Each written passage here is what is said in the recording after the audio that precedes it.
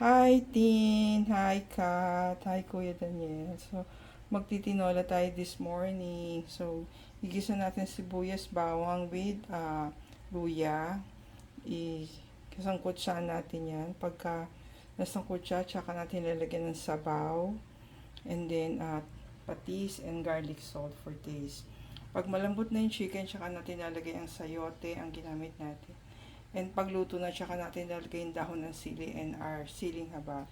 Yan, sana magustuhan ni Popsi ang ating tinola for today. By the way, it's the last day of the year.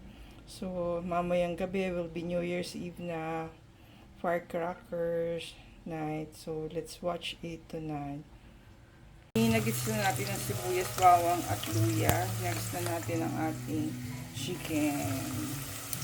Sinasangkot siya natin ang ating chicken or pinapaano natin sa mantika. Yan, naglagay na rin tayo ng patis.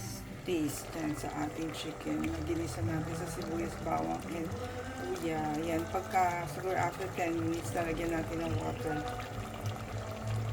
At ayan, nasangkot siya na natin yung chicken natin. So, lagyan na natin ng 4 cups of water. So, yan, palalambutin natin for siguro 15 to 20 minutes bago natin ilagay ang ating sayote and dahon. By the way, yung kawali nat or kaldero natin sa better version, galing yan sa US from Tito Lester yan. Gift niya yan, dala ni Tita Leonie during her last visit here in the Philippines. Thank you, Lester and Dubon, for the set yan. There's a small kawali or kaldero and kawali. Yeah, for our kitchen.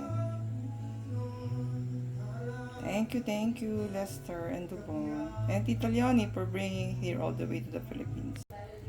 Hi, Tin. Ayan, nalagay na natin ang sayote. So, pag lumambot na yan, tsaka natin lalagay ang dahon, tsaka sili. Nalagyan na rin natin ng garlic salt ang ating chicken tinola. Sana magustuhan ni Popsi ang ating lunch for today. Nagsaing na rin siya. Kat, luto na ang ating tinola. Finally, may binili lang si Popsi hotdog for the spaghetti tonight. Ayan, we'll eat na at di pa yata tapos yung sinain niya. Thank you for watching. See you on our next video.